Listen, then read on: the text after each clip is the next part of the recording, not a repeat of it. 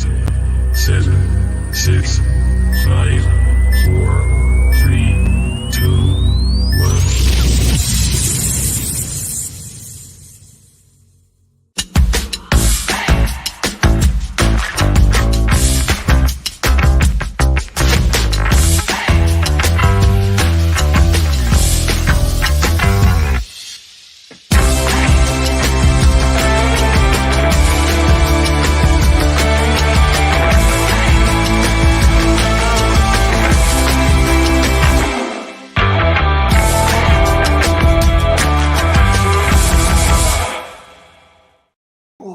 Good evening. Welcome back to Through Black and White Eyes for the review of yesterday's game.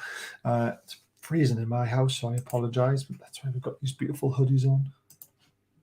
They're coming soon, I promise, guys. Definitely coming soon. Anyway, enough of that rubbish. Got Gary in the background, ready to come on and discuss the game after we did the watch along yesterday. Been an eventful day on Twitter, as always. Lots of rumours flying around, so we'll have to do a rumour show at some point. But let's get Gary in and talk about the show. Gary! Hello. You all right? I am now. I'm finished work till Friday. I've got freezing. full. Well, these things happen, mate. But I've just done 3 night shifts, remember, so... I couldn't get out of bed today after getting up and watching doing the watch along, only having 4 hours sleep, and I literally crashed today. I normally get out of bed at like 1 o'clock in the afternoon. I woke up, it was 3:30. I was like, shit. I was off for like 2 weeks at Christmas. I kind of get back into it, you know. It's hard, isn't it? It takes a while. The kids have been lying in and everything, man. Honestly, getting up now and I just can't be off. Brilliant. I love it. I'm the same, mate. I don't blame them. There's the link if you would like to become a member tonight. I can see a few members in the chat tonight. The reason why we can recognize you is your name is green, and we always try and prioritize members' comments if there's loads in. So if you'd like to become a member, it's 99p. Link is at the top of the chat. You get entered into prize draws. We've given away tickets and everything. So January's has already been done, so February's will be the next draw. Looking forward to doing that. Stu is in the house. Looks like Bruno only out for 2 weeks. We don't know fully yet the extent of the injury. Everyone's saying 1 week, 2 weeks to 3 weeks. It's not months, but we'll talk about that a little bit later on. Evening, everyone. It says Mark. Hello, people. Says Kevin. Evening, all says Vincent. Clapping Gareth. Evening, Bazza. Toon my army says Ian. Evening, all says Wayne. Evening, says Roger and Leslie. I need another CDM now immediately. Don't need it immediately. Let's just see what happens. Alvarez, Neves, or another. Neves for me. You like Neves as well, wouldn't you, Gary? Oh, it's quality. Exactly. You are quality. But you know what is? He's younger than I thought he was. He's only 25. Yeah, 25, yeah. I thought he was well done, no? Proven Premier League quality as well. Evening, Lee. Right, let's talk about why we are here, though. Let's talk about the game. So, obviously, we managed to scrape it 1-0. I enjoyed it. But before the game, though, Mitro had a few nice things to say about us. So, I've never had any problems with the club or the fans. They loved me there. They respected the way I played, and they knew I gave everything for the club. Shame he couldn't hit the back of the net for us. I have only the best possible words for everyone at Newcastle. They live for football, they live for this weekend to see their team. When friends in Serbia ask me about England, I tell them about Newcastle because football is like a religion to those people. So it's nice to hear that, isn't it, from an ex-player who was coming back to try and hurt us, which he nearly did. But would you take Mitro back?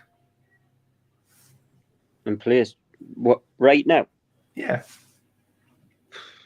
Yeah, would I? He obviously takes Wood's place.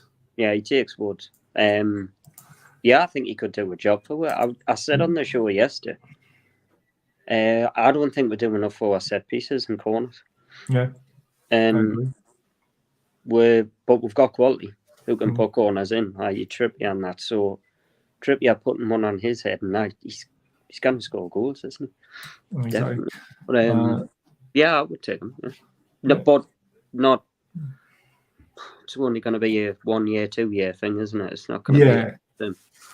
This is the thing. I mean, he's getting on a bit now, but I don't know if you replace Wood, you imagine having Mitro, Wilson, and Isak, 3 options to the strike force. It would be quite good. But again, it's keeping them all happy, isn't it? Well, the thing is, I mean, Wilson's due an injury, and Yeah. so there you go. There we are. And we've all said Neves, Wayne. If you have any influence, Barry Neves, please. I wish I had influence. I really do. I wish I could just bend their year a little bit. Hello, Andy B. Wolves have new midfielder coming for medical tomorrow. It's interesting. They do need players, though. Said to Bazay, Chelsea rumoured to be selling Sterling. Should be interested if true.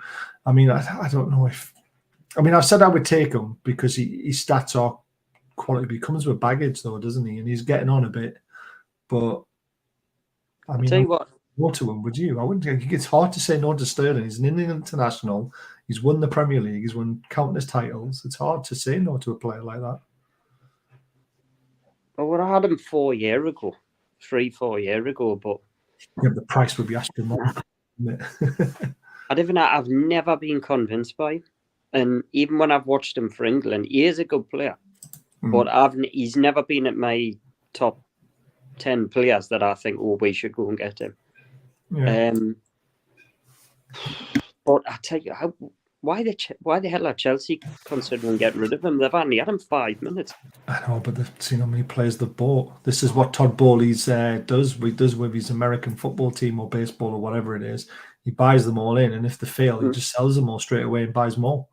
Yeah, I mean, if you think Tielemans is lazy, then this guy's probably up there with him. So, I mean, he's not lazy, but he's similar. He just has an aura about him, doesn't it? Where people just seem to want to say negative things about him all the time. It's hard to have a positive thought on him. Even when he's playing well for England, there's always like an issue.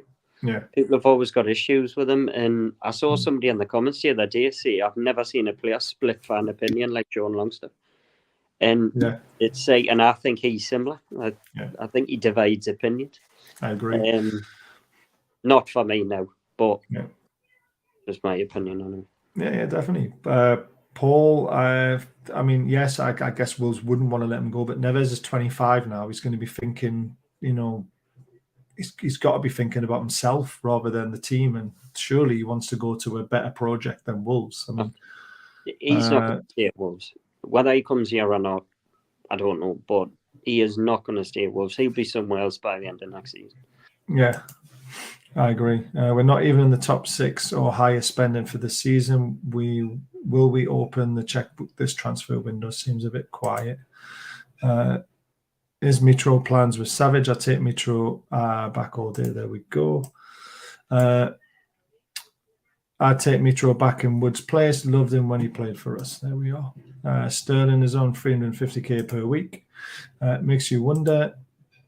Good news on Bruno. It is, hopefully. Andy B. Sterling is always a me, potentially. What the fuck is going on in Chelsea? Yeah. No point talking about FFP with Chelsea because they're in a situation which we would dream to be in, to be fair, wouldn't we? Talk about Chelsea in 2 or 3 years with FFP. That's one's going to affect them. Exactly. Heard Arsenal are looking at Rice now. Have you heard anything? I haven't. Rice will probably stay in London, to be fair. Chelsea spreading payments over 7 years. Well, there you are. So that kind of makes a bit of sense, doesn't it? We also obviously had the incident with Joe Linton. So everything has been dealt with internally. Looking at Joe as a person, he's a very good professional and highly passionate about his career and the club. I was very surprised, but will support and educate him. He's very young and everyone makes mistakes, which is very true. They do. I'm glad they've dealt with it internally. I mean, we can never condone what he did, but there's been many players have done it. There's many of normal people do it. We just have to let the club deal with it, let the courts deal with it, and support him as a player, don't we? Yeah, plain and simple. Keep it in the club. Yeah. Eddie made the right choice for me yesterday by starting him. I think it was proven his performance as well that he was one of the better players on the pitch yesterday for us. So keep it in the club. What he did was wrong, but I'm sure he'll learn from it. Yeah, exactly. So before the game, they obviously unveiled a beautiful flag. We're not here to be popular. We're here to compete. It's about time we had that flag, isn't it? It's been outphrased for a while, wasn't it? And we said that. When did we say that one? That was literally 4 or 5 games into the season, wasn't it? Yeah, I think so. Roughly around that point. Yeah. It's a cracking flag. Great flag. Great. And I thought there was a weird smell around St. James's Park around the game as well, though. I mean, what the hell is he doing at St. James's Park? Do you know what it looks like? It looks like Amanda saying, look, this is where we're going to be. And you tried to put us down here, but we're going to be higher than you. So fuck off. Well, you know what it is? When I found he was there, I was thinking to myself, what's he doing there? And then I thought, isn't that interesting how he is there? Have the owners invited him? Has he turned up? Or I just find it. So I did see somebody say he's here because we're the top 6 now. Yeah. But I do find it bizarre how he was there, mate. Because I don't think he's been up here for a long time. But it's clear the owners invited. I mean, it must have been them because he wouldn't have just turned up randomly. So he's here for a reason. Yeah, and it makes you wonder, doesn't it? Yeah, maybe it's, I don't know, sponsorships or anything like that. I don't know. Possibly, no idea. But he's here for a reason. He wasn't here just to watch Newcastle play. Yeah, exactly. So I found it interesting why he was here. And I know it sounds like because he is a bit of a knacker, like, but it does prove that we're communicating with them, So things must be all right behind the scenes and everything. So yeah, I thought we had. We all said Longstaff was better than Rice, but Rice has really pushed on, and obviously Longstaff got Bruce, didn't he? If you get Mitchell in exchange for Wood, he wouldn't be a pen taker. 50% success rate. It's just a pipe dream getting Mitchell in. He's not someone we're looking at. It's just the question comes back up quite a lot, doesn't it? Joe was a beast yesterday. He was. Never's not signed a new contract, true, but Wolves don't need the money and they ain't interested in letting him go this window. We'll take a massive bid. Best look somewhere else this window. Possibly, but he's the one I would have. So we have our personal opinions on who we would like to see. So this is just my personal opinion on it. I think we will buy in this window. I don't know how many, but it'll be the summer when we go for it, I think. Yeah. I'm not expecting a big, massive blowout window this month, but I bet you will in the summer. Yeah. I think if we get to the Champions League, I think they've got to take the risks having with all the money that will come in. So we'll see what happens. Any news and replacements to see Shelby might be going? I don't think Shelby's going anywhere. I don't think he's going to Turkey, to be honest with you. He's injured, so I don't understand how you pass a medical unless the club's willing to pay for him in the state that he's in. He needs 2 more games to trigger another contract as well. So we'll see what happens. And her mind is ready to smash. Amanda is telling her, Amanda's telling masses where they're using Chelsea's FFP model this window. Adidas representatives were at the Leicester game. Yeah, we heard Adidas, Nike, and a couple of other people that are sniffing around Newcastle. It's going to be interesting. Hope we get Adidas back. Like I would like them back. Did you see the picture they liked? I don't know if it was legit. He was legit, was it? I think it was legit. Yeah, I don't know. I try not to get suckered in on stuff like that these days. Then I've invited him so he can experience the new Newcastle. Then when he's signing off on the sponsorship deals, he understands why the sponsors want us. There we go. What program is Gary watching? NBA. There you go. Not for me, but there we go. Rather have Tony back. What? You would rather have Tony back, who's on a charge of 262 accounts of betting. I would have had him at the start of the season. I would have had him before all this information came out and he was playing as well as he is. But right now, I wouldn't touch him with a barge pole, especially since he's injured. He could be for a long time. Yeah, exactly. I hear the red and white and Raps. I guess that's meant to be red and white, but shape with their skip. Rats were having a go. Yeah, it wasn't them. Still played their charge player and shows the mentality. Yeah. You know what it is? Kids were awesome. They were. They've done nothing but moan. Yeah. The last few days, just concentrate on your own team. Yeah. They're getting on about us being obsessed. Just fuck off and concentrate on your own team, honestly. Yeah, exactly. They're doing all right this season as well. I mean, we would love to have them back in the Premier League so we can smash them left, right, and centre. It's as simple as that. Right, that was the flag, Henry Masters. So we talk about the game a little bit. The first half was a bit frustrating, wasn't it, Gary? I mean, we created some opportunities. Sean Longstaff thought he was going to score, and the defender got a last ditch tackle in. There was the cross from, was it Willock to Wilson when he should have got his foot on it as well. Yep. You know, there was a few little chances that just went begging, wasn't there? Wilson had a chance as well. It was a decent hit. He hit the target and the keeper pushed it over. I thought, because I watched a bit of the highlights as well, and I thought first half, I didn't realise at the time, but it was just like we dominated the first half. And we're getting into the chances, getting into space, but we just couldn't bloody finish.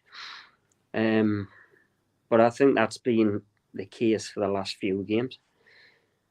I'm just thinking of the Longstaff chance there. Yeah, that was right. Yeah, it was the game, beautifully worked, wasn't it? Yeah. The way it went in. Mm-hmm.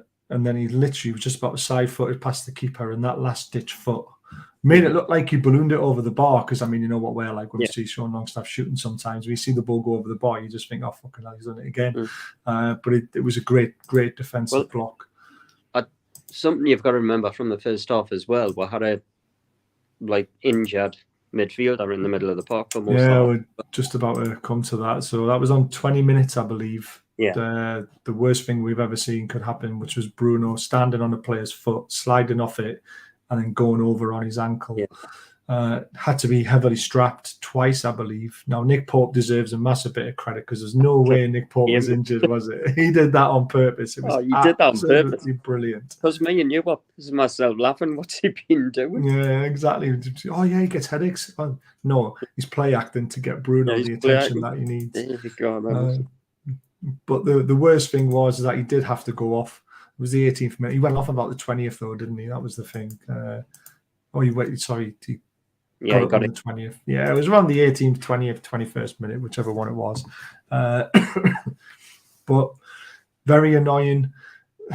You know, the rumours are it's up to 3 weeks, but he shouldn't have played on, should he, really?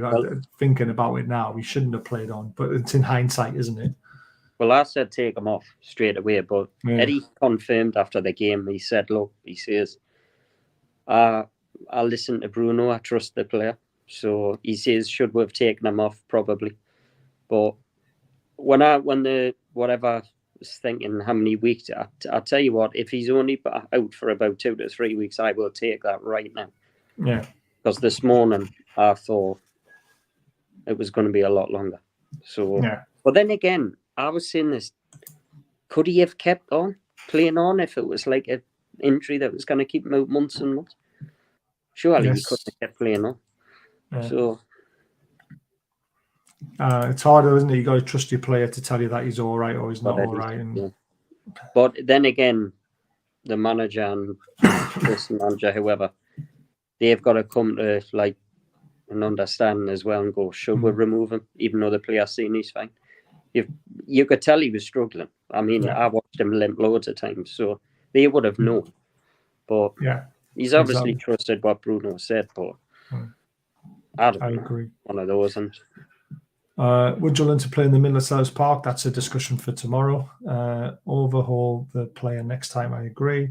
We'll come to that in a little bit later. Oh no, that's going to be a Wednesday night topic. That one. Pope's conceded no goals in 700 minutes, which is amazing. It shows his absolute commitment and dedication. Exactly, it does. I mean, it just shows the player. He loves it here. His interview showed it as well with his misses and that. Saying I've never seen or understood the love of a football club and their fan base before, because when they were in France, they had none of it, and then they came here, and it's just been incredible, hasn't it?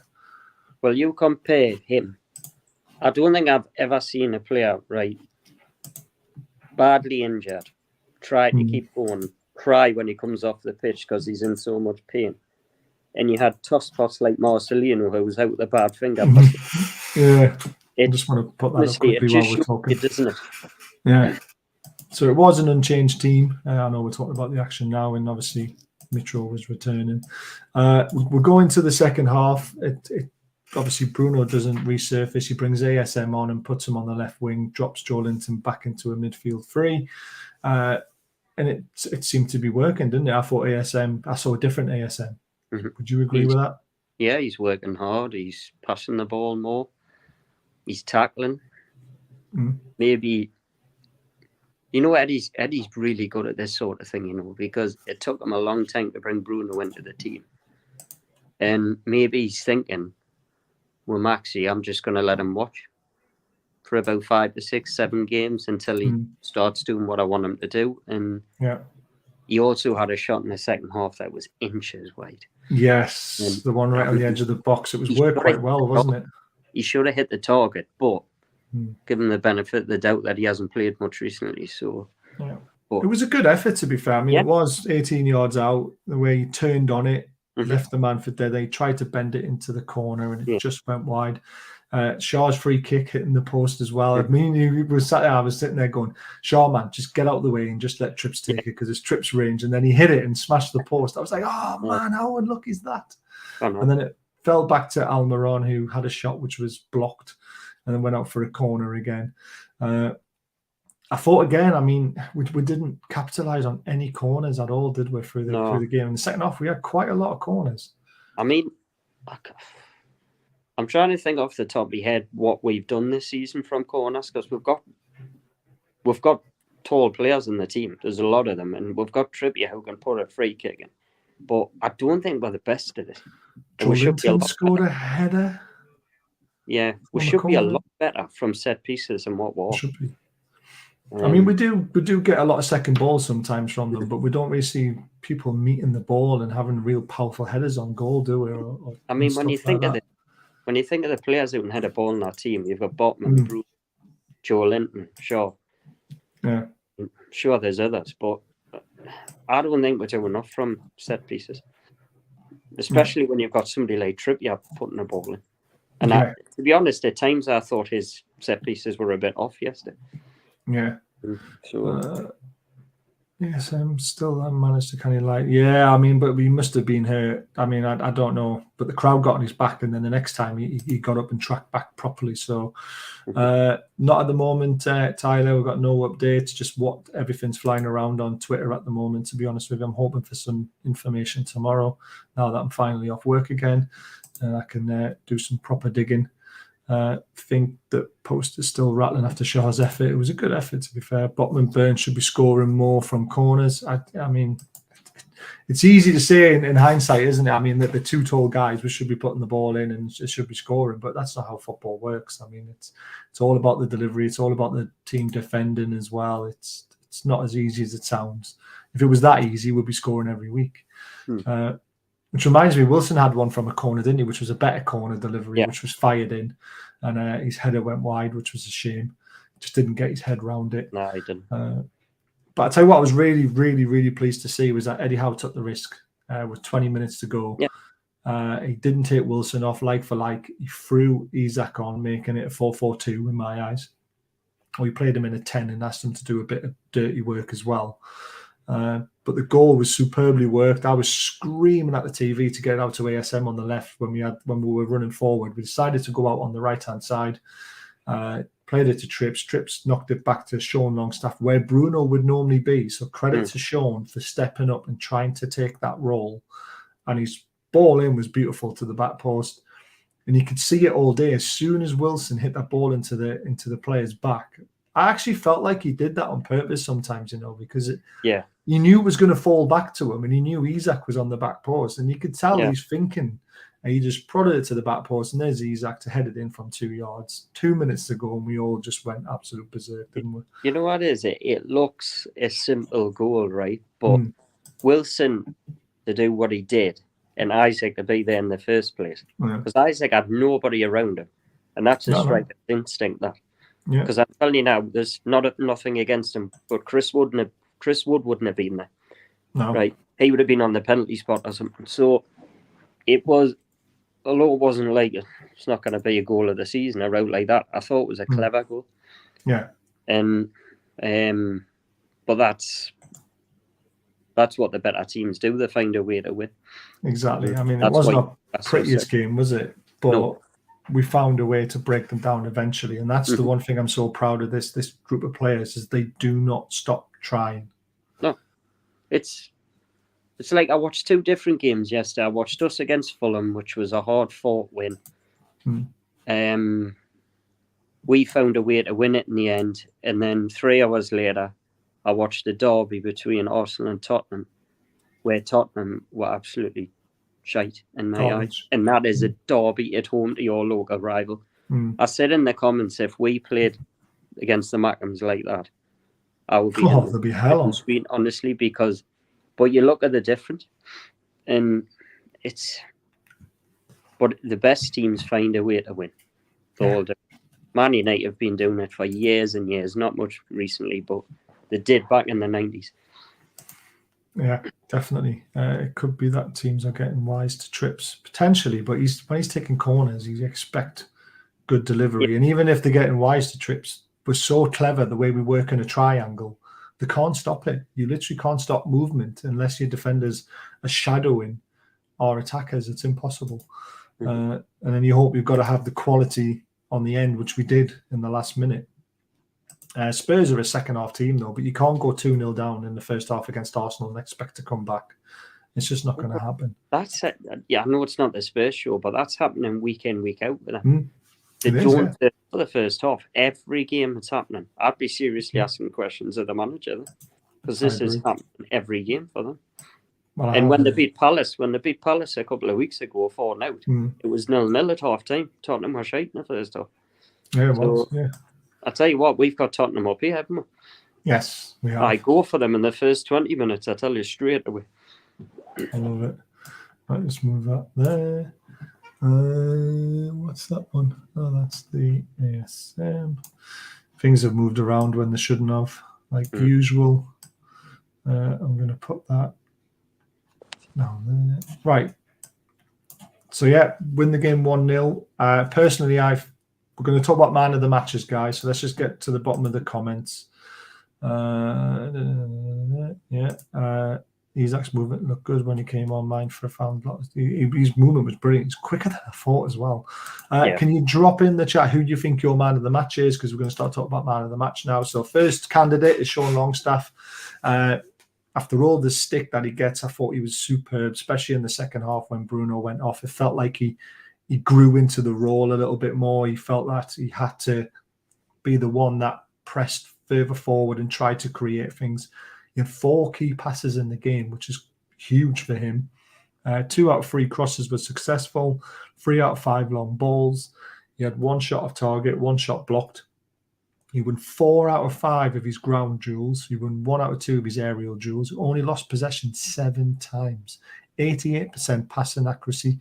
He was fouled 3 times. He made 1 interception, 2 tackles, and he was only dribbled past once. I thought he was absolutely superb, Gary. I really do. So did I. I saw at times yesterday hints of the old Sean Longstaff under Rafa. Yeah. And under Rafa, he was able to finish. Now, I said it in the game yesterday that at this moment in time, that's his weakness for me. He gets into these brilliant positions. His runs are superb, but his final pass or finish just isn't there at the minute, but it was there under Rafa. So with any luck in the next couple of months, that'll come back to him because it is there. Yeah. So, and yeah, I mean, even in the second half when Bruno went off the pitch, when somebody of Bruno's quality goes off the pitch, that's the rest of them have got to stand up and be counted. And he did that in the second half, and I thought Joe Linton did as well. Sorry, I mean, he didn't miss that many chances. He had 1 shot blocked and he missed 1 shot. So he didn't miss loads of chances, and he created 4 big chances. I'll tell you what, passes in the game. Alan Shearer said yesterday, Sean come to that. Man of the match. Exactly. We're going to come to that. Joe Linton for me. Sean or Joe Linton, superb. Yes, they are, Kevin. And by the way, you can't give Isak man of the match for 20 minutes. I'm sorry. Yes, he scored the goal, but he didn't just the only person who made the difference. ASM made a difference when he came on as well. If you look over the whole 90 minutes, there were far better players that were more outstanding than Isak. Isak got the goal, yeah, great for him, but you don't give a man of the match for someone who scores a winner unless they played 80 minutes of the game or something like that, but not 20. He definitely changed the game, don't get me wrong, but he didn't really change the game massively though, did he, Gary? We were still always on the ascendancy. We were still always creating chances. Yeah. So I just think that's a bit... Look, the quality's there with him. Chris was man of the match. And I'll tell you what, if he gets no injuries in about 2 months' time, he could be banging goals in week out. Yeah. Once he's fit, once he's match fit and he's sharp. Yeah, definitely. I think, when did Eddie bring him on again? 20 minutes ago. Right, well, I remember 20 minutes ago. 65th minute, I think it's Isak. It's time to bring Isak on, so Eddie must have heard us. So, because like literally within 3 minutes he was on. So, I think, I don't think it's going to be long till we see him starting. Yeah, I agree. I wouldn't be surprised if he starts the cup game at home.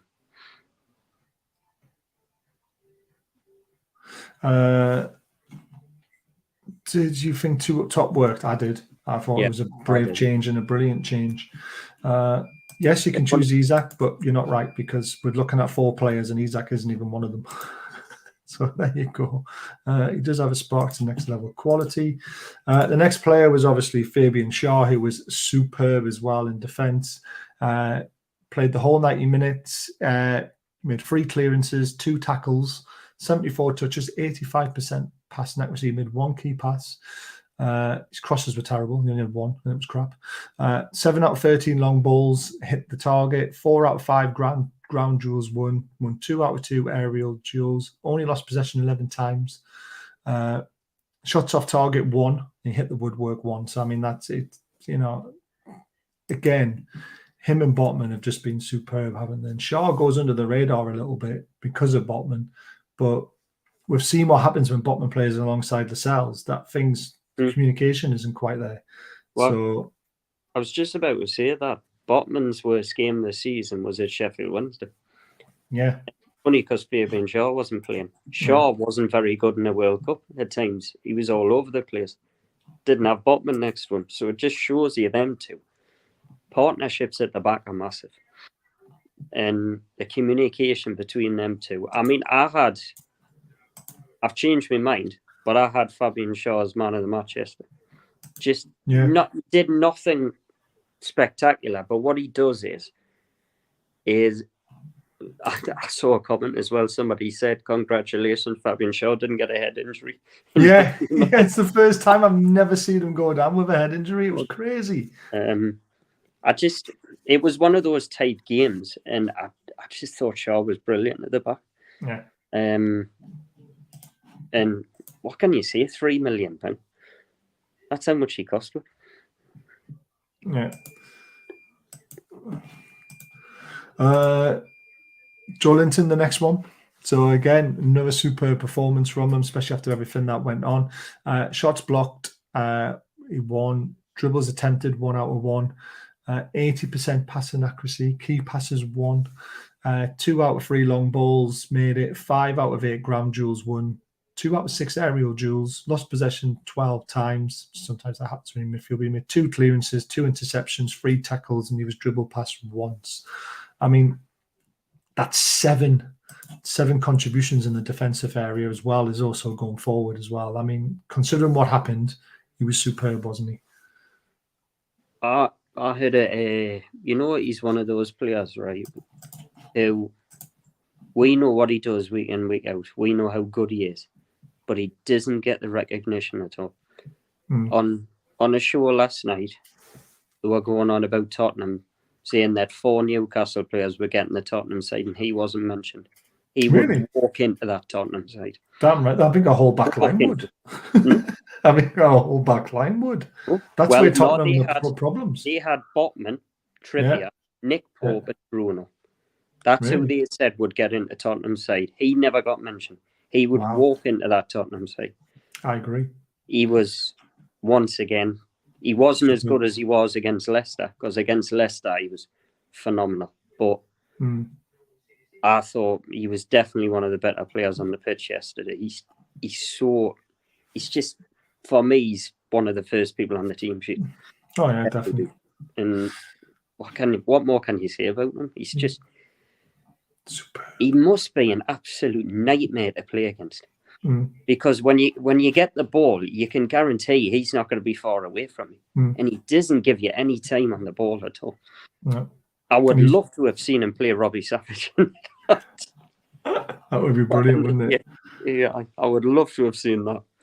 I can't remember Shaw being on the deck in the first half. I really can't. Did he? I can't remember. I was half asleep when I was doing it, Probably to be fair. did, to be honest. He probably was, yeah. Good evening, guys. Isak did well when he came on. Still think we need more midfield for depth. Longstaff is good, but hasn't got the extra level for me.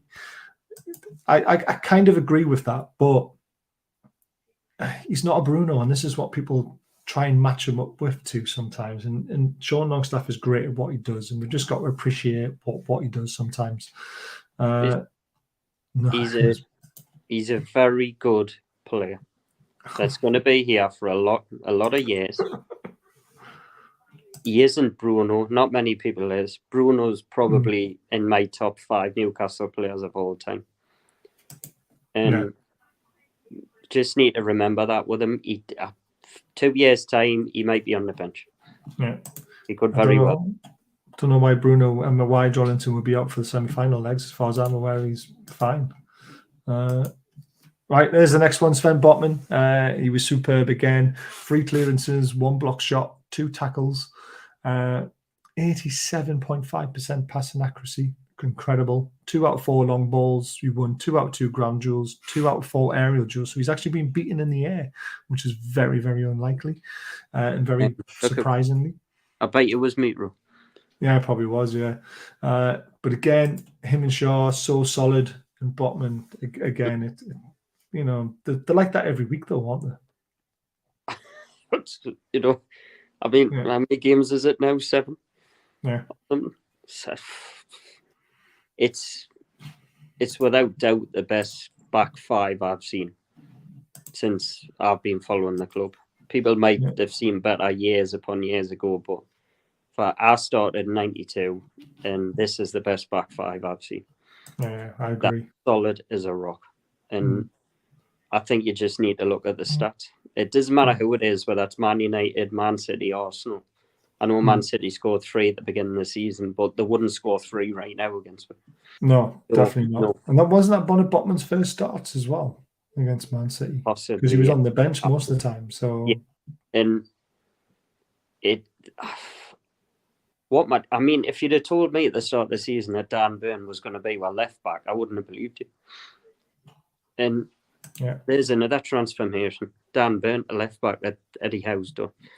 And Dan Burn never looks in trouble, and he's not a fullback. Yeah, I know. Do you know what it is? They were going on about Saka on TalkSport today, how much trouble he caused for Tottenham yesterday, and how week in, week out he's causing trouble.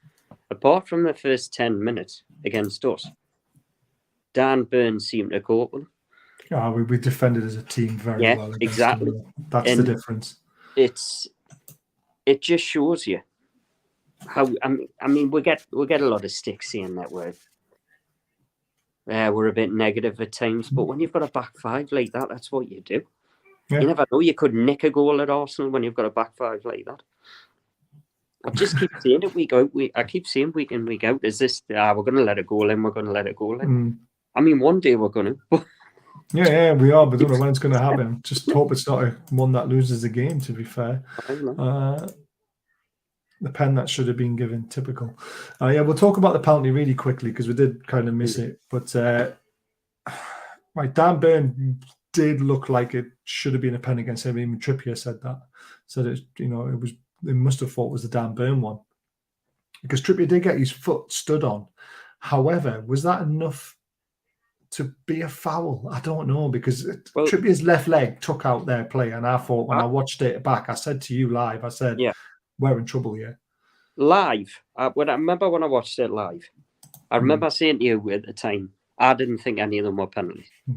Right? Yeah. I thought he went down too quick, too easy, sorry.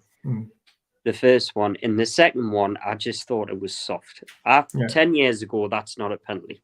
Oh yeah, definitely. Then when I saw them both on VAR, the first one, Silvac and Winjon Ali likes about getting sent off. He's like, what he fails to remember, what he fails to say is that Pereira handballed it before they pulled him. So there you go, that's a handball. The second one, the more I see it, he stood on Trippier first. Yeah, he stood on his right foot. Stood on his foot. So I don't think any of them are penalties, but I'm biased on them.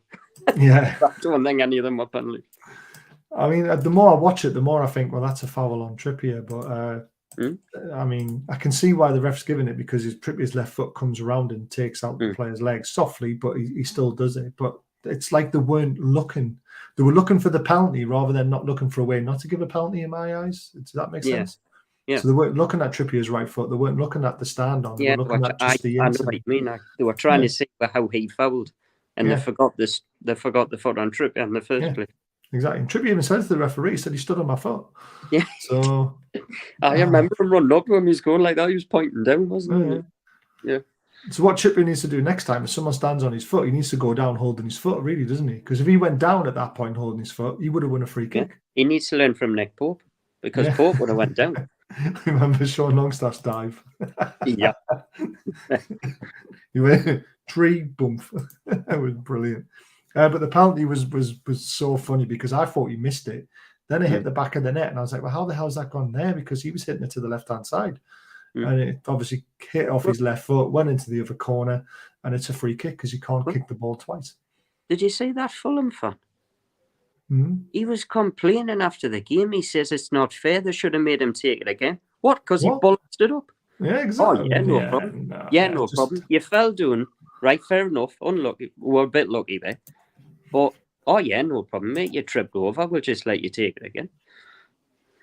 Yeah, I've seen about Falsenineltd. But again, I mean, I think Pope saves it because he's gone the right way. I don't think Mitrovic hit it that well. No, I neither do.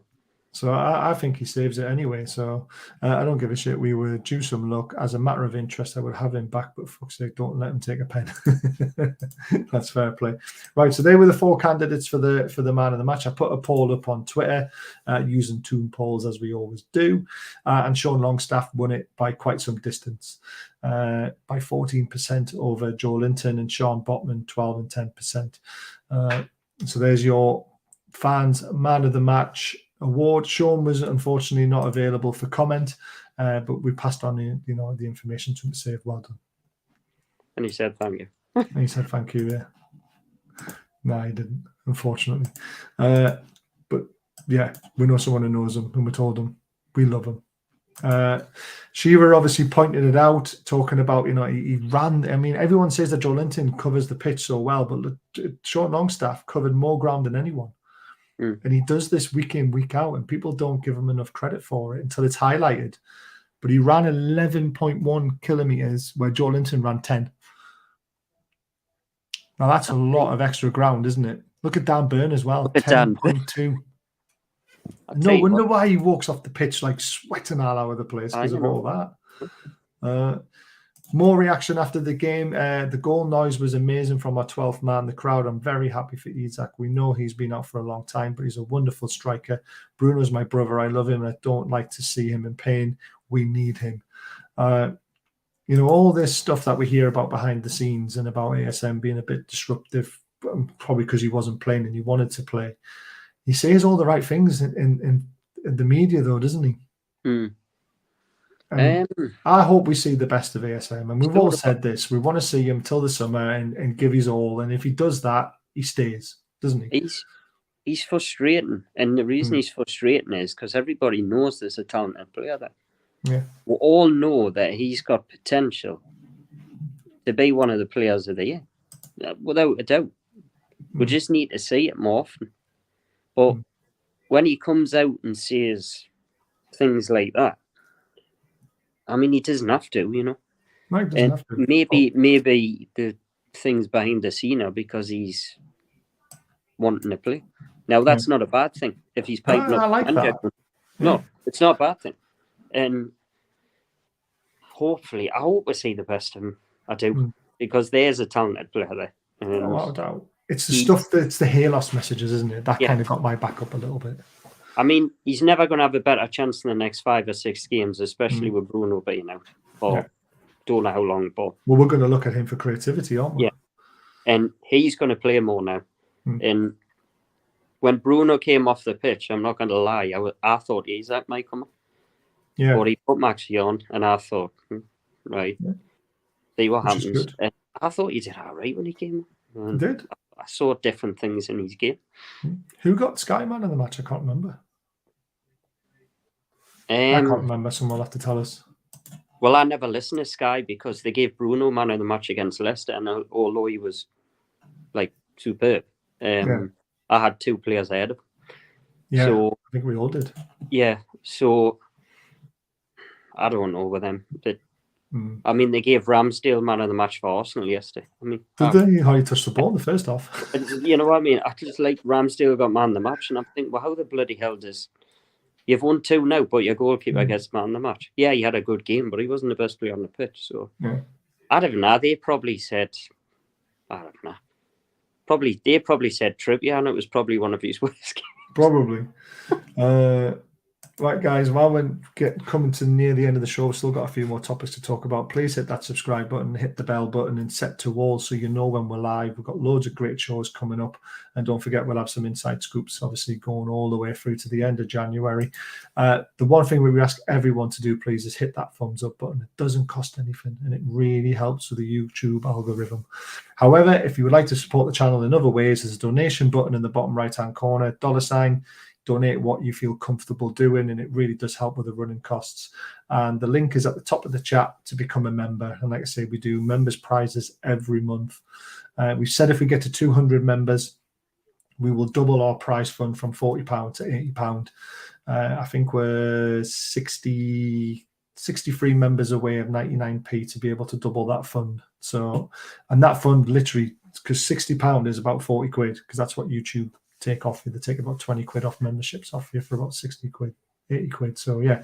So honestly, guys, smash that button, become a member and support the channel, and also hopefully win yourself a ticket or a hoodie or, you know, match day shirt or something like that. We've got lots of stuff in the pipeline that we'll do with the money for you. So that was ASM. Alan Shearer agrees with us, by the way.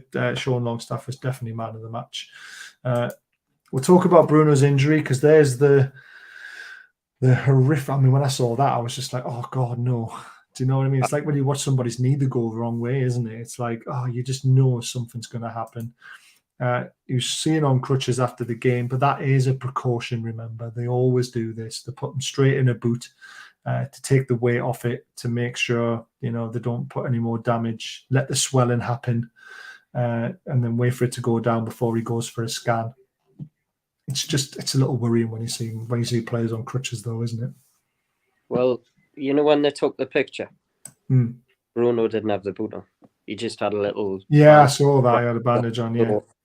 When he came out in the boot, I thought that's just like precaution. No? It's always precaution. Yeah. Yeah, and I tell you what, if Bruno had come off the pitch straight away, and he literally couldn't go on, then I would be thinking in the back of my mind, oh, he's in trouble here. But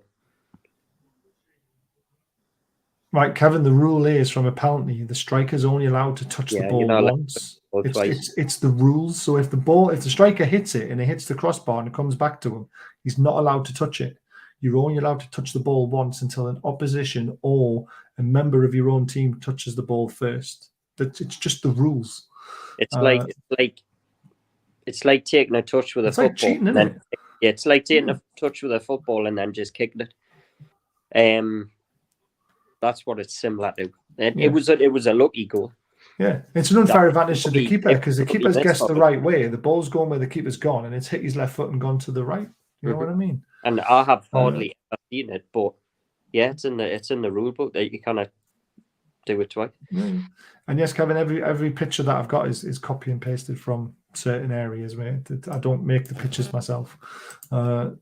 Longstaff got stick because Wood didn't play. I don't get that.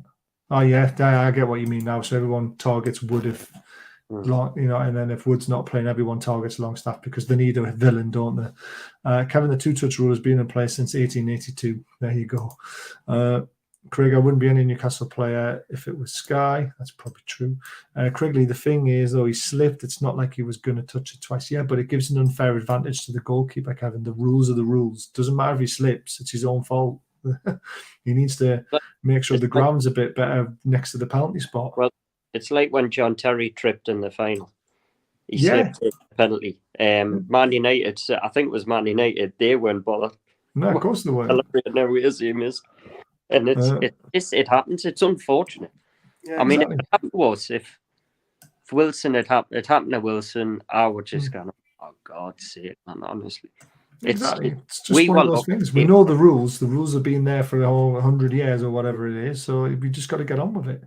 Murphy did well when he came on. He wasn't on for long, but yeah, nothing flash, nothing poor.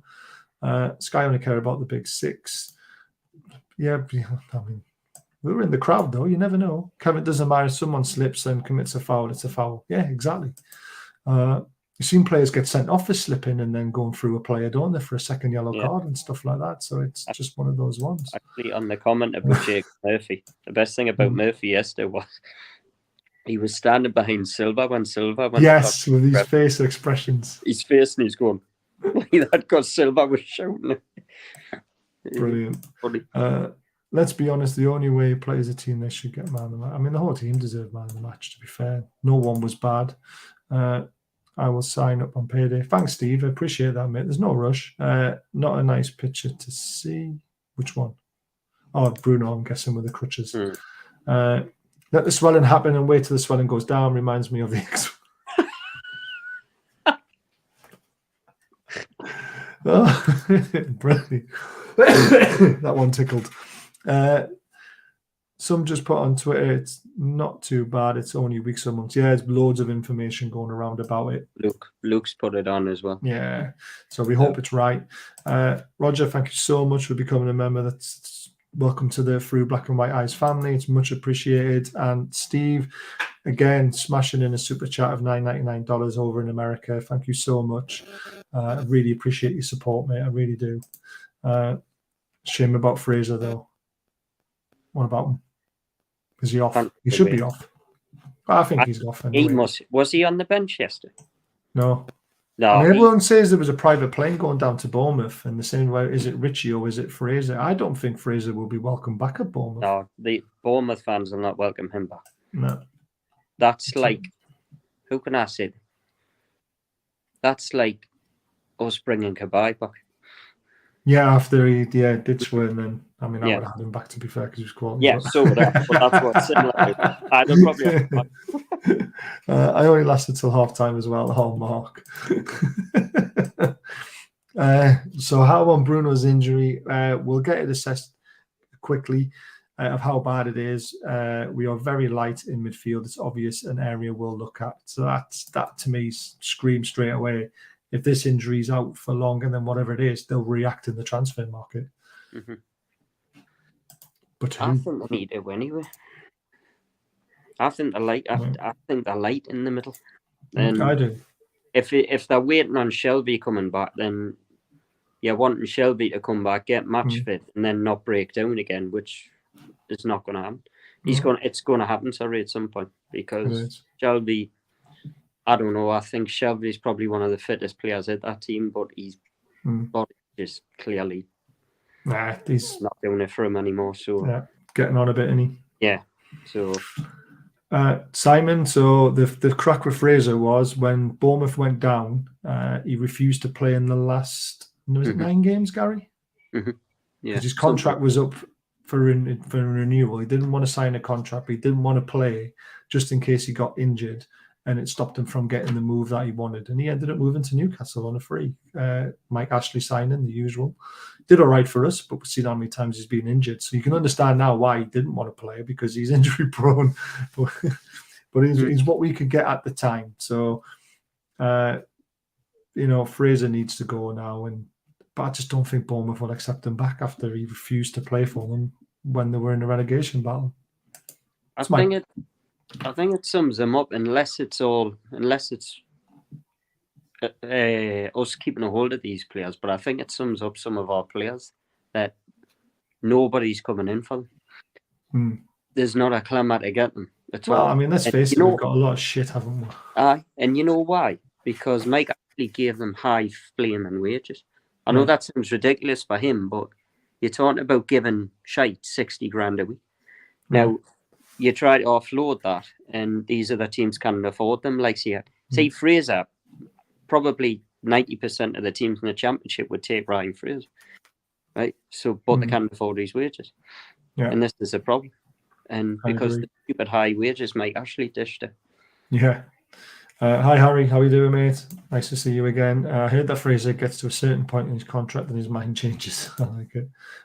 Two will have to sign someone to cover Bruno before Palace game, surely. No, because that's not how Eddie Howe does things. If we sign someone, he'll sit on the bench and have to bide his time to get a game. And we know what our midfield will be. It picks itself. It'll be Longstaff, Willock, and Jolan. Yeah. And he'll bring Matthew on the wing, and that'll be it. That's what Eddie will do. Hi, Basme. How are you? Also, when am I winning some more tickets? I love it, Matthew. Thank you for that as well. I sold the tickets and put the £40 in the bucket at your request. So that was definitely done. Our next prize draw is in February now. Later the show, any news on midfielders I've missed? Thanks. No, we're not talking about transfers tonight. It's all about the game yesterday. I've always thought of Fraser as having a good engine, a willing runner. He is, but he's just been injured far too much for us. You know, Fraser's one of those that should have been better than what's happened in his career. Because he is a good player. He's a good player. But it just hasn't happened. And I remember for Bournemouth, Ryan Fraser was linked with Liverpool. Yeah, he was, yeah. Liverpool was scouting him because I think he did 15 assists in one season. Yeah. And he just went off the boil after that. And that was on the left wing for Bournemouth. Yeah. But it's happened before. I remember that guy at Crystal Palace. He scored 50 goals in one. What was he called? Andy Johnson. Yes. Yes. He scored 20 or 30 goals in one season, and then he was getting linked with £30 million moves, and then after that it just fell apart. Yeah. And it's like, it happens with these players. But I think he's a talented player. I think he's a good player, but he just hasn't shown it. Yeah, I agree. Do you know what it's called, right? Fourth spot is so interesting this year to get top four. And the thing that really, really gives me the feeling we're going to do it is that I've seen Man United's running from now until the cup final. It's horrific. Spurs is horrific. Arsenal's is horrific. You know, this is our chance to capitalise now on getting points. Not about getting players in, but if we can get points on the board and put pressure on everyone around us, I think we're going to get top four because of that, because we've got the good run. I'll say one thing to that comment, right? I'm still not sure about top four, right? Yeah. I think we'll be top six, definitely. If we buy two midfielders, a CDM, and somebody else like a Tillemans, Madison, whatever, we will finish top four. Yeah. 100%. I agree with that. So if you look at it that way, in a way, he's got a point. It definitely has. It's to guarantee it, but I still think without signing anyone, if we can pick up the maximum amount of points we should pick up in this next run-in, and teams around us falter, that puts extra pressure on them when we've got the bigger games against them, because they know they have to beat us to catch us, where we'll be thinking, you know, we've got nothing to lose here. So it's so intriguing. It really is. Yes, AJ went to Everton. He did all right, and then he faltered a bit. I remember him. Thanks, but when Isak came on and played that 10, the full team changed and Fulham couldn't handle. Eddie experimenting, and Isak is a good man. He will be a monster in this league. I completely agree. And these teams also have European midweeks. Exactly. We don't. And we're also not in the FA Cup, so we've got another week off at the end of January, isn't it, when the FA Cup's played again? Yes. Yeah, so we've got a week off there as well. Yeah, Palace, funny enough, Palace played Man United midweek this week. Yeah, they do, Wednesday. That's their game in hand over us, isn't it? And then we play Palace on Saturday. Yeah. So we've got another rest. and then we play Southampton. Southampton have got an FA Cup game, but I think they'll probably rest players for that. And then they've got to come up here. Yeah. So, It's crazy how it's worked out because it happened with Fulham. Fulham played on Thursday night. We played on Tuesday night. We had a bigger rest.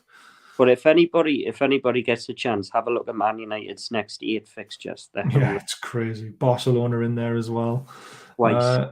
No, there's a couple of others as well. Big games, and it's horrendous. Honestly, they've got 2 games against Forest in the cups, and it's going to be hard. It's going to be a hard month for Man United. It is. You're not convinced on top 4, so where do you think we're going to finish come the end of the season? That's Kevin. If we buy, let's just say we don't buy anyone. Don't buy the team that we've got. Right, where we're playing, where we're going to finish. Right, if we stay injury free, like Bruno comes back in a couple of weeks, I don't see any reason why we can't finish 4th. Yeah, I think Man United will be 3rd, Man City 2nd, Arsenal 1st. I haven't been impressed with Tottenham, Liverpool, or Chelsea, and they're supposedly the next threat to us. I think Brighton are. I think Brighton are. Brighton are dangerous. I don't think they will. I think they'll fall off at some point. But I love it how Chelsea and all that come out and say, "Oh, we want Casado and all that," and Brighton are like, God knows how many points ahead of them. Yeah, exactly. But it's that big 6 mentality, though, and we can just take what we want. But if we buy 2 quality players this month, I think top 4 is guaranteed. Yeah, I agree. I think we're going to finish 4th now. I really do. I think we're just a couple of, like if we have a little bit of an injury crisis, so, if like Botman gets injured or Trippier gets injured at the same time, then that could be a problem, right? And I still think we need a couple more on the bench. So when we've got Isak and Maxi on the bench, that's good. Yeah. But if we had a couple of more quality on the bench, yeah, I agree. Then top 4. I think we'll finish top 4, but I'd see no reason why we won't finish 4th. Yeah. Not sure, Mark. I'll have to look into that. Even lads, I'm late. Haven't missed any good info. No transfer information tonight, Paul. It's literally all about the game, and we're just having a chat with what people are asking in the comment section. Start for you. Everyone who was on the points we are now, this point this season, has finished top 4. That's a great stat, Paul. Love it. So there you go. So where we are right now, with points that we've got at this stage of the season, we should be finishing 4th potentially. I'll tell you what. Looking at it this way as well, it's. I was looking at the betting before. For us to be 18 games into the season, we're not even in the running for relegation odds now. They're not taking bets for it. It's just unbelievable, honestly. Yeah. Yes, I am very glad we stayed away from Nunes. Shite. Brighton were bloody good. They were, yeah. Liverpool. And that's even without Trossard, who's spat his dummy out as well. But you know why? Brighton. I said this at the start of the season. Liverpool have an aging midfield that needs changing. Brighton have got a fantastic midfield, and who won the game 3-0. It's obvious it was Brighton dominated the midfield. Yeah. You keep saying, man, you have stinker or running, but they will finish above us in 3rd. Why shouldn't we finish above them? Because I just think they've got the extra quality potentially, and they seem to be winning games that you expect them to lose. Look at the Man City game. They got a bit of luck and won it. They're a bunch of spawny bastards, and all I was happy for as long as I can remember. 96 destroyed them, and the spawny won the game, didn't they? 1-0, 1-0, 1-0, 1-0, 1-0. Yeah. They've got luck. Man United, they'll say they haven't, but they have. They ride their luck. They did in the Champions League fight when they beat Bayern Munich that time. They've always got luck on their side. So, what's this one? Baz, I know you said the live stream isn't about info transfers, but just a quick one. Have you heard anything on Neves since the rumour started? Just that we're interested, but that's it, mate. There's nothing massive about it. We would all love Neves, but I just don't think Wolves are going to sell him in this window. I think that could be a summer transfer potentially, if we're still interested at that point.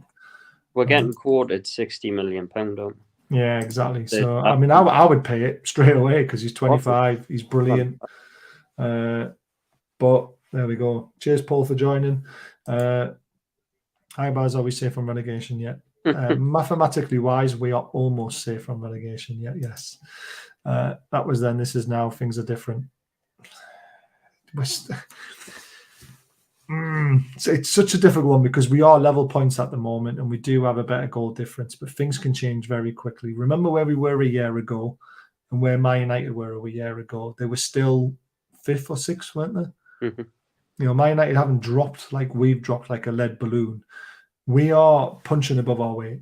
And I know people aren't going to like that, but we're, you know, because of the squad depth, these players were literally, you know, in a relegation battle a year ago. We made some quality signings. Eddie Howe has made us unbelievable.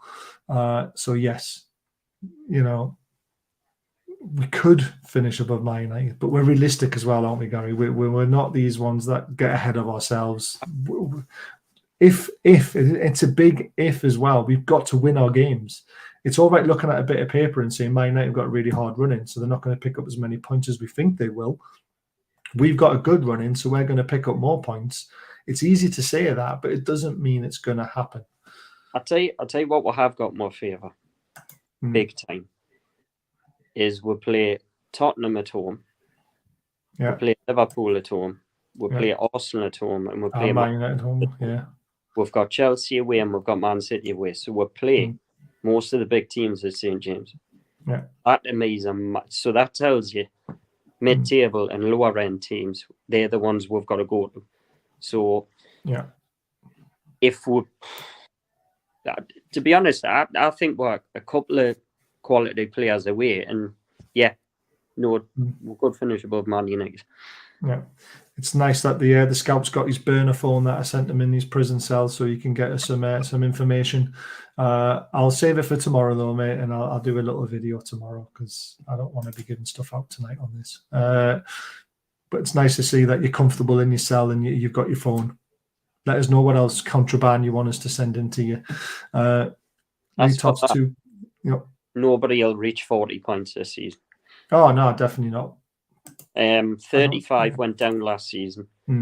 Might even be lower this season because there's some shit doing there. Yeah. I love your confidence, Simon, but we will. It's like, I hope we do, but you just never know, do you? Football's strange. I take a cup before top 4, the roof will come off. There's that question again. I get asked it at work all the time from Man United fans and all this sort of stuff. And I take top 4 because I know more trophies will come faster if we finish in top 4 because the FFP gets higher, better players will come in faster. We'll be challenging for more trophies quicker. So that's my unselfish side saying get top 4 because the future will be brighter, faster. The selfish side of me says, fuck it, I don't care what else happens. I just want to see one trophy. Well, I've seen win the Champions League before. Yeah. Barcelona. Yeah. So I've the trophy. Yeah. Well, there you go. But we're all different, aren't we? Yeah, exactly. I've seen Champions League before. I've never seen we win a trophy. Yeah. And 2 years ago, to be honest, I didn't think I would ever see a trophy in my lifetime 2 years ago. No, you're right. I'd almost given up. I get where you're coming from when you're saying that. If we do get Champions League, we could win something bigger than the Carabao Cup. You know what I mean? Yeah, exactly. So, like, it's a nice problem to have, isn't it? Massive. Matthew, thank you so much for the $4.99. We'll send it straight over to his medical bill for you. Really appreciate that for Bruno. When did Newcastle get to 40 points last season? It took a while because the exactly, a long time. I can't even remember. See, Simon says top 4 because of the money side of things. That's the unselfish side of fans looking at it. But if you want to be selfish, you take the cup, don't you? It's a difficult question to answer. Look at it this way: if you win the Carabao Cup, you go to Europe, don't you? Don't forget to top up my HMP canteen form. I'll get you some money over, mate, so you can buy some nice food in the prison. Kevin, I think without looking, it was around 32-ish games. Yeah, exactly. We ended up being comfortably safe, but we only got to, how many points did we get? 48, 49? Yeah, something like that. Oh, yeah, I can't remember now. Well, safe. Oh, Kevin, man, it's a question where you've got to choose one or the other. You can't go down the middle. It's not the right answer. Someone had a gun to your head and said you're either going to have fourth or you're going to have a cup. And if you choose down the middle, he's going to pull the trigger. Which one would you choose? I'm getting on a bit now, Bars. Want to see a bit of silverware. See, there we go. Paul's kind of in that selfish sort of side of things because he's getting on a bit, which my dad would say the same thing. And a lot of the older generation would as well. Why not both? We would love both, but that's not the question. It's a hypothetical question. It's not where you can choose down the middle. It's one or the other. I'll tell you one thing. We're going on about top four, right? But Yeah. all they keep saying on these so-called pundits, they keep saying the same thing. Man United are in the title race. We're ahead of them. Yeah, we're ahead of them on goal difference for the same If amount of Man points. United are in the title race, then we are. Yeah, exactly. Plain and simple. I think people are disregarding Southampton in the cup. They beat City on fight and everything. I agree, but I'm not counting my chickens, even though I'm going to Wembley. I'm not counting my chickens with the game, right? You've got to remember that Southampton 6 weeks ago. What? There we go. Good answer. Right, and we beat Southampton 4-1 down there. Now, I think they're a different team at the minute, but maybe they're a team on a bit of form, right?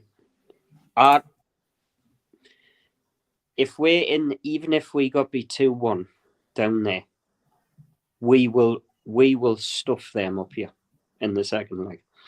Yeah. Because the crowd will make them stuff them. Cheeky bastard, Matthew. I'm old, I'm not that old. I'm not popping my clogs yet, unless I've got something wrong with me. I don't know about it, but there you go. I think this is a seriously good chance to win a cup if the team's left in it. Top four is going to come with how fast we are progressing. I agree.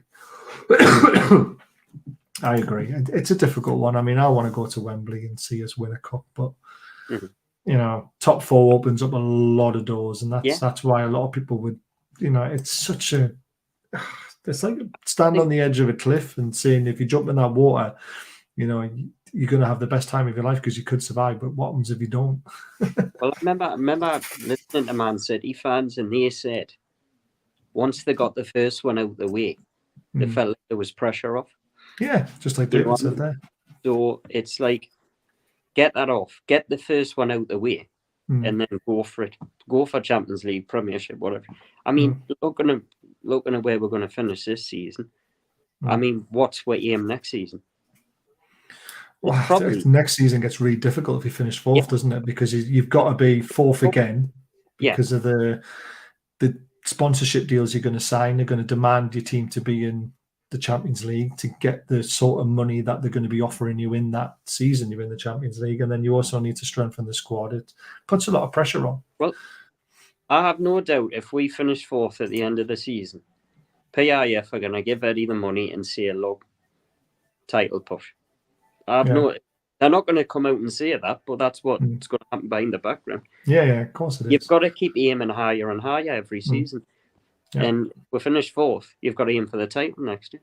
Yeah. And like the scout says there, you know, players won't come to us just because we've won the third-rate cup in the league. But if we finish fourth, players will take notice and think they're playing in Champions League. So why not? See, that's another point. It's just like, see, I'm different. I just see a trophy, you know what I mean? But I get why. We all do. I get why people want top four of a trophy as well. Yeah. Yes, it is going to. Trophy. Yeah, exactly. It's going to be very, very noisy at St.James Park. I hope I can get a ticket, but the bastards have changed the allocation rules, haven't they? It's one per membership this time. But it's obviously season ticket holders first. So I'm just going to have to pray I get one. But my luck's not very good when it comes to me logging in. I've got other people to get me tickets. So we'll see what happens. It doesn't matter anyways because we're going to smash Man U in the final and finish third above them. I love it. Double whammy. Here now people are saying we haven't won a major trophy in 50 years. Do they not remember the Intertoto Cup in 2006? I love it. The Intertoto Cup was brilliant. Remember, right? We won a trophy a few months ago. We got the champions. Yeah. The Saudi Arabia Cup. The friendly cup. I love it. I tell you what, that trophy was worth millions. pure gold plated, that thing. Kevin, that won't happen because the difference is that we have owners that are actually rich, where Leeds United borrowed against the club and really put them in the crap, and that's not what our owners are going to do. So we're in a very different situation. Right, here's the league table. Obviously sitting in third above Man United. We have played a game more. So that's where Man United sort of, I guess that's why they're saying they're in the title race, because if they win their game in hand, they go to 41 points ahead of us. But Arsenal, if they win their game in hand, they're still going to stay 9 points clear of Man United and of and Man City. You've got a tough game, haven't they, in the game in hand? I can't remember who they've got. But it's an interesting league. It really is. Spurs is 5 points behind us now. That's why I wanted Arsenal to win at the weekend, because it kept Spurs further away from us. Us beating Fulham is massive because it puts a 7-point gap between us. We've got an 8-point gap back to Brighton. You know, Brentford 8th. How mental is that? Then it's Liverpool, then Chelsea in 9th and 10th. Yeah, no. You know, and we've got a 10-point gap. That is massive. I wouldn't care, you know, Chelsea. I'm sure Chelsea and Liverpool play each other next. Do they? Well, Chelsea have played the same amount of games of us, and Liverpool haven't. Liverpool are the ones that could get within 7 points. But they're just not playing well. I mean, our goal difference is 13 better off than theirs. That's how bad their defence is. You know what it is? There's nothing worse than trying to catch you in that gap. Because I mean, are Man United are going to lose 3-4 games, and Liverpool are going to win 3 or 4, and Chelsea are going to win 3 or 4. It's not going to happen. Yeah, exactly. It's not going to happen. Yeah, it's fuck other fans. They haven't got a clue what it's like to support a proper team. Ooh, I'm being harsh. I know a championship trophy doesn't count, but it's a seriously... Yeah, I mean, we've won that twice in our recent time. You are right. It is very hard to win it, but they don't class it as a major trophy, do they? So, top 4 all day. I want to see the top teams in Europe come to St.James's Park.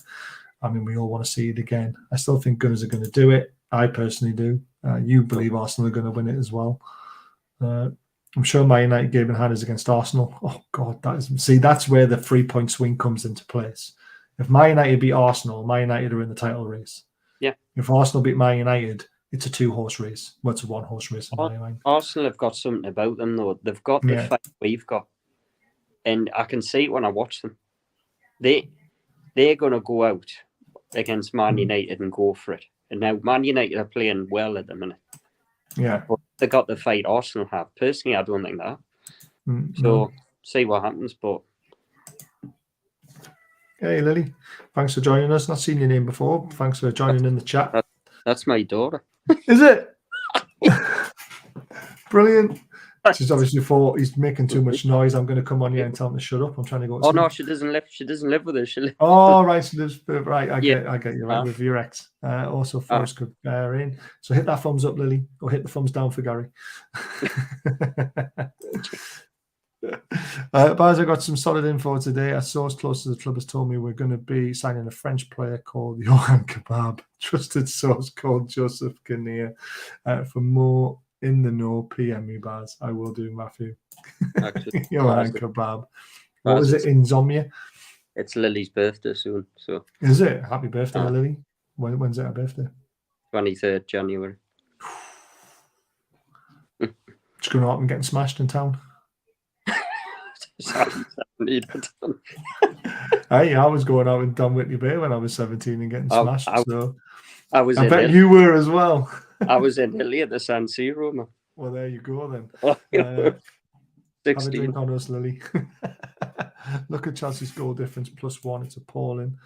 My final thoughts on the night. The thing that makes Newcastle different is we have no pressure of finishing first.